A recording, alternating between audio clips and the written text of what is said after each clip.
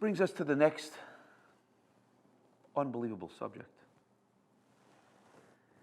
We almost read half a sentence of the Mesilas Yesharim, which is worthwhile itself.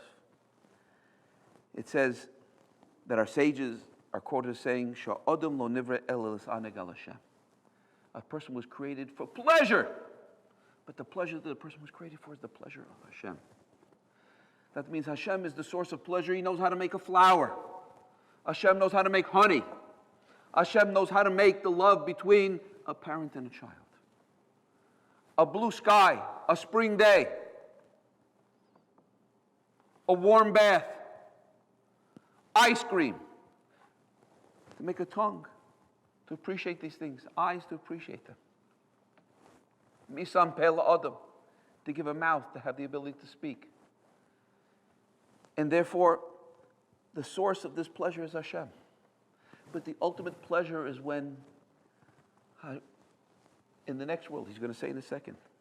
And it sounds like we're pushing it away, as we say in Yiddish, it's far-fetched now. Now it's beyond our realm, it's beyond our ken. He says that the person l'nivra l'saneg al Hashem u'lehanos miziv hashchina, shchinaso, to benefit and to bask in the light, in the glow of a Kodesh Baruch Hu, shezehu hatanug hamiti, because this is the real tanug. Va'idon hagadol mikol idunim, from all the pleasures that a person finds in this world. That is the ultimate pleasure. These are only little hors d'oeuvres, only little samples that we find in this world. The Mishnah Perkei Avos tells us an amazing thing, and it says that all the pleasures of this world don't add up to a karas ruach of the next world. A karas ruach is like an exhaust fan. Sometimes you're passing by a restaurant and you smell they're cooking hamburgers or onions or steak or something, then you stop and you fill up your nostrils for a second. Smells good. I wish I had the time. I wish it was kosher. I don't know what it is. It smells good over here. And a person doesn't, he doesn't have to pay for that. The people inside are paying $60, $70 a steak for that meal. But you don't have to pay for that. It's the exhaust fan that's coming out into the street. It's a karas ruach. A karas ruach in the next world is something, some kind of small attribute, something that the person picked up. For a mitzvah that he barely knew he was doing a mitzvah, for a penny that fell out of his pocket and happened to roll into a tzedakah box, so in the next world he has a karas ruach. And all the pleasures of this world don't add up to that karas ruach. All the pleasures of this world don't add up to that karas ruach. That's how powerful, that's how overpowering the pleasure that Hashem has to offer in the next world is. And that pleasure is the pleasure of the nachas ruach that we give to a Kodesh Baruch Hu, that's reflecting back and redounding back on us. I'd like to explain it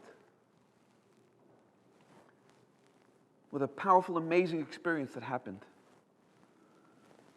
one time that really set my mind on fire and caused me to go back to the library to do a little research.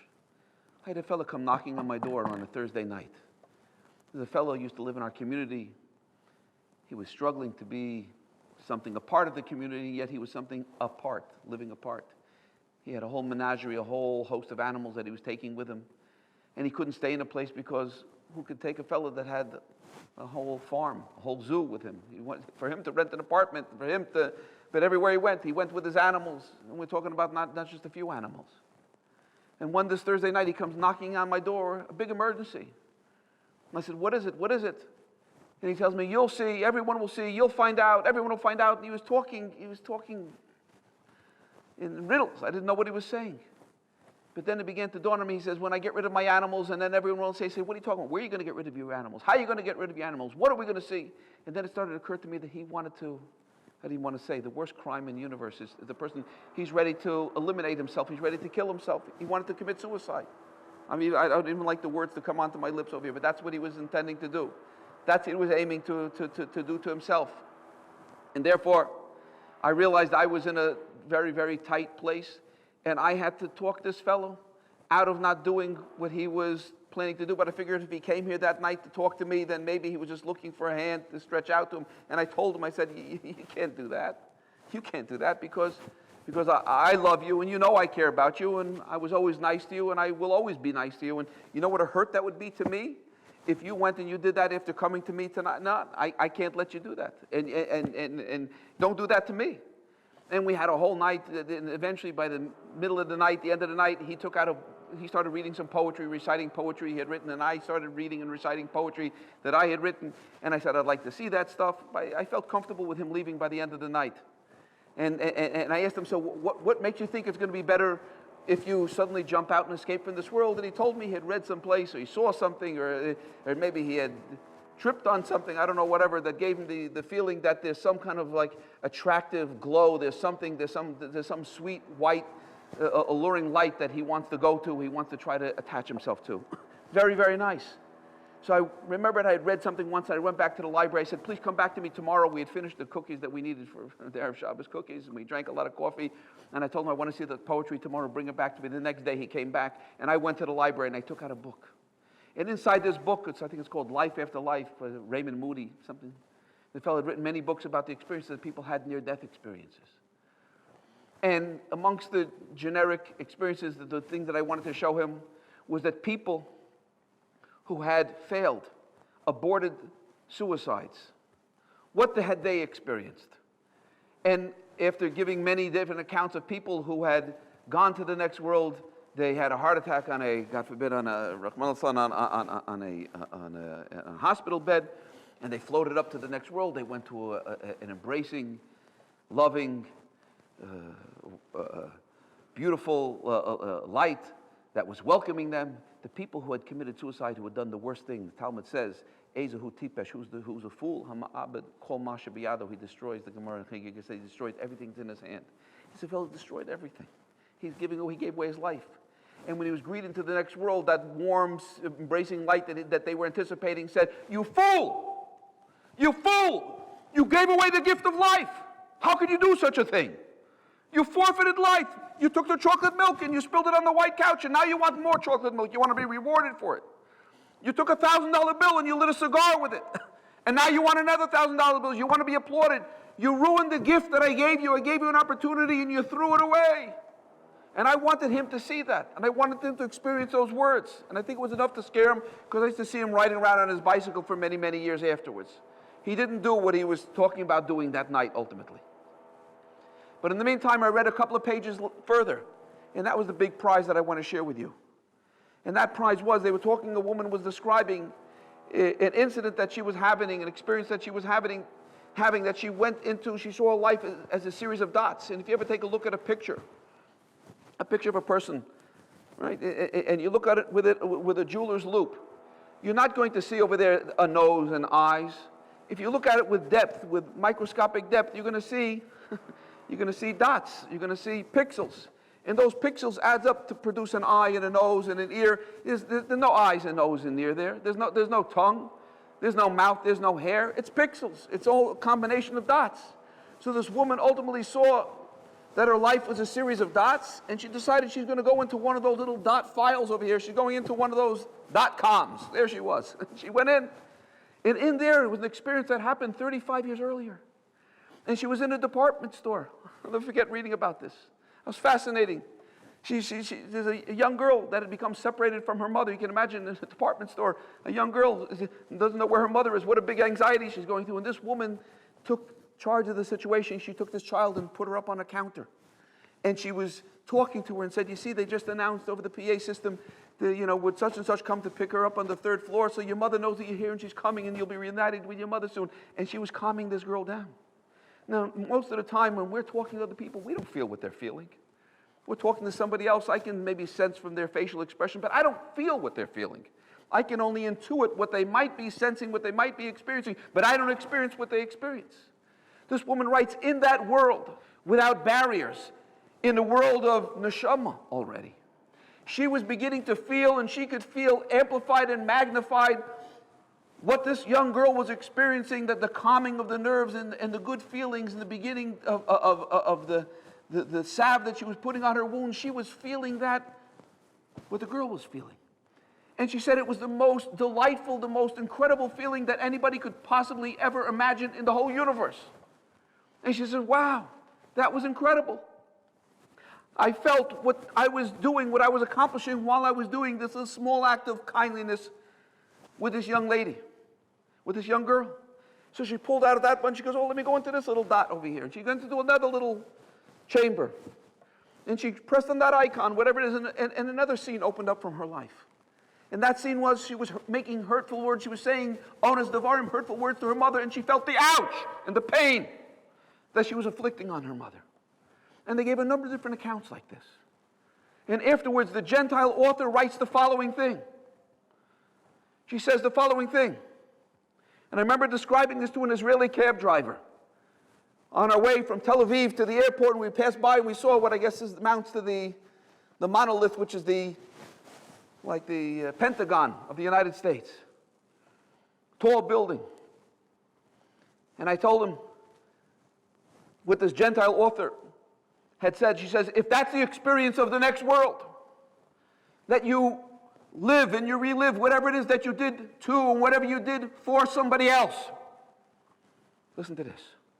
And I'm not saying it because it's written in a book, a life after life book. But the Mishnah Pirkei Avos says, Da mala mala, know what's above Mimcha is coming from you. Ayin roa, an eye that sees. Ozen shamas, an ear that hears. The Kol Masechet B'Sefer Nektabim is before videos, before tape recorders, anything. Thousands of years. The Talmud understood that whatever we say and whatever we do, there's a picture, and there's a video, and there's a recording that stays forever. And what does it say? Also, the Navi Amos says, it's told to a person, what is this conversation? And the Gemara Chagiga says, Afilu sicha kala beit ish leishto. And Rashi says, Porta of lefanav b'shas misaso, at the time of a person's death, all these things are detailed in front of a person. The slight conversation that a person had between a husband and a wife, everything. All the words. What was this conversation? Wow. I am Benora. So we don't even have to come on to any mystical sources over here. So if this is the experience that we have of the next world, that whatever we did to other people, this is what we experience. She says, I can think of no greater punishment for those Nazi perpetrators. That they should suffer forever whatever it is that they did to somebody else. They took a husband and a wife and they stripped them and they marched them, a mother and a daughter, out to the middle of a field, and they had them dig their own grave in a frozen forest, and they shot them and left them to dead to writhe in piles of bodies. That's what they are going to experience forever. And the Mishnah of Pirkei Avos says, Al tisyayish min haparanios. Don't give up that there's such a thing called a payback. Don't think Hitler Yamach Shemo is going to take a perfume pill and escape from this world. He's going to run into the hands, he's going to run into the face of those deeds of whatever it is that he did to other people. And I told over this cab driver, this Israeli cab driver, somebody thinks they're going to go into a pizza shop with nails and rat poison and a bomb in their back, or they're going to fly a plane into a building. And they're going to rain holy terror onto a whole city.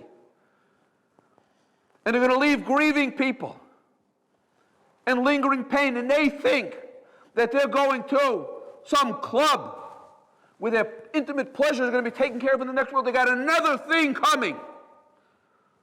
And Mida Tova Maruba, how much more so on the positive side? If a person gave somebody a drink of water, or a slice of bread, or a Devar Torah, and they were Mahana, they sang them a song, and they gave some comfort to somebody, how much more so? And now we understand what the Torah says. The Zohar says that the Torah is not 613 mitzvahs, it's 613 ethos. That's what it says, 613 pieces of advice. To the goof, to the body, it's 613 mitzvahs, things that we have to do, commandments, because the body is resistant. To the neshama, it's 613 pieces of advice. Amar Rabbi Akiva, Zeh Klal Gadol b'Torah, v'yahavta l'reacha kamocha. The Torah is telling you, you want to have that experience, do to other people as you would have other people do to you. Zeh Klal Gadol b'Torah. Shvisi Hashem l'negdi sami. We're reflecting on the Kodesh Baruch Hu. Now I'm going to say something else. We'll get right back to the Mesilat Yesharim over here. So that's the pleasure that one person gives another. Gemara says, explicit in Chumash, that if a person honors his parents, arichas yamim, long life. What does that mean, arichas yamim? Some rabbi once asked a young lady sitting in the front at one of his lectures, he said, what's your parents' greatest source of pleasure in this world? A big smile came across her face, and she said, me. The rabbi says, what's your parents' greatest source of pain? She says, my sister. Children are the greatest source of pleasure, and a child can be the greatest source of pain. If a child is giving his parents naches, not just by doing what he wants them to do, take out the garbage here, do this, but even when the parent is not around, and even after the parent leaves this world, the child's going to continue to do. So the parent, that person has arichas yamim, because they're constantly giving their parents pleasure. And the child will feel the constant pleasure. Every moment of their life will be filled with the pleasure that they're giving their parents. Sometimes my wife and I would look out in the backyard and we'll see, the kids are swinging on the swing and one kid is pushing another and helping on the swing, and that's nice. And then one falls off the swing and they get a boo-boo.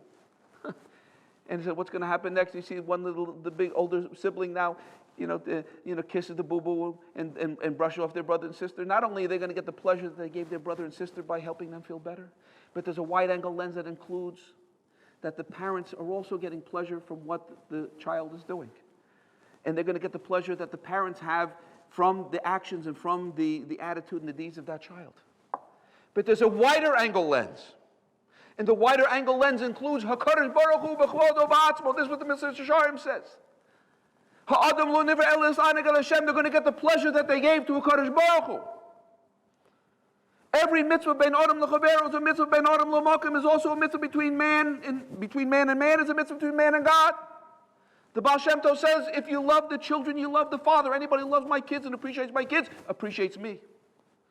And anybody who appreciates you, he says, anybody who loves the Tata, loves the Father, loves the kinder.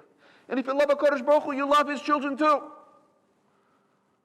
And therefore the parents want nothing more than that the children should get along with each other. And therefore, every time that somebody does something, a chesed down in this world, so that's also a mitzvah ben adam l'chaveru ben adam l'makom, because that's what a Kodesh Baruch Hu, that's a tzivoy of a Kodesh Baruch Hu, that's the will of a Kodesh of Hashem. And certainly every mitzvah ben adam l'makom is also. So when a person davens to Hashem and he says a bracha, Baruch atah Hashem, atah, no kach b'nei Hashem, shvis Hashem l'negdi samid. Anytime the person thinks about and travels with the Kodesh Baruch Hu and puts his mind to a Kodesh Baruch Hu and does something called Masachayil L'Shem Shemayim, and he does something for the sake of a Kodesh Baruch Hu, he's going to feel the pleasure that a Kodesh Baruch Hu has. Ha'adam lo nivra ela l's'aneg al Hashem. The person going to get not the ice cream that he gave the other person. That's the small potato. That's a small scoop. But the big scoop is he's going to get the pleasure that Hashem has from the deed that the person did. Amarti ka'olam chesed yibani. That the whole world is built on chesed. And that's what the Mitzvah Shisharim is saying over here. He's saying that Hashem is the tachlis hatov lehetiv. He says in Derech Hashem. Hashem is the ultimate source of pleasure. To give that pleasure. And when we experience some small pleasure in this world, it's a reminder. The pleasure that we have, if we can give that pleasure, if we can give something other like that to somebody else, then that's a way of coming close to HaKadosh Baruch Hu. Gedol hachnasas orchim mekabalas b'nei Hashchina. Avraham Avinu understood we're in this olam ha'maisa, we're here to do things for other people. We have this portrait of our common father Avraham out in front of a tent on a hot day. He says, the clock is ticking. Lech lecha. Keep going. Lech lecha. Keep moving. Lech lecha is 100. Avraham Avinu was 75 when he started. You get 100 years. 100 years to do everything you have to do. 100 years to do as much chesed as you possibly can. 100 years to make an impression on the world and on your children and your grandchildren for all future generations. You have 100 years. Sounds like a lot of time for us. But Avraham Avinu felt that sand pulling through the hourglass. And that's what he said, I'll meet Hashem in the next world. I'll see you in the next world. But I'm in this world to do action. I think he understood this concept that if HaKadosh Baruch Hu gives pleasure in this world, this is not the sole place. This is not the final destination for that pleasure. That we should have the taste of mustard on our mouths over here. But it's what we're able to give to other people, what we're able to accomplish in creating that relationship, that connection to HaKadosh Baruch Hu. Ha'adam lo nivra el l's'aneg el Hashem. The person was created for the oneg, for the pleasure that they have from HaKadosh Baruch Hu. It's actually the pleasure of HaKadosh Baruch Hu, the pleasure that HaKadosh Baruch Hu has with our deeds, with our actions, with our accomplishments in this world. We're going to, by giving nachas ruach to HaKadosh Baruch Hu, we're going to experience the nachas ruach that HaKadosh Baruch Hu gives us, and the full flavor and the full measure of that will come only in, the Mitzvah Shisharim tells us, and we understand, only in Olam Haba. That's why it's called Olam Haba. It's a world that comes. It's a world that's extended from this world. It's not Olam Hashem. It's not another place. We'll spend some other time talking about this. But Olam Haba is not some other place and not some other time. It's a world that's an extension of, a world that's a result of what we do over here. It's Ba. It's not Olam Hashem and Olam Hazeh. This is the world of Olam Hasiyah. And Olam Haba is we see the full fruits and we see the full result of everything that we did in this world.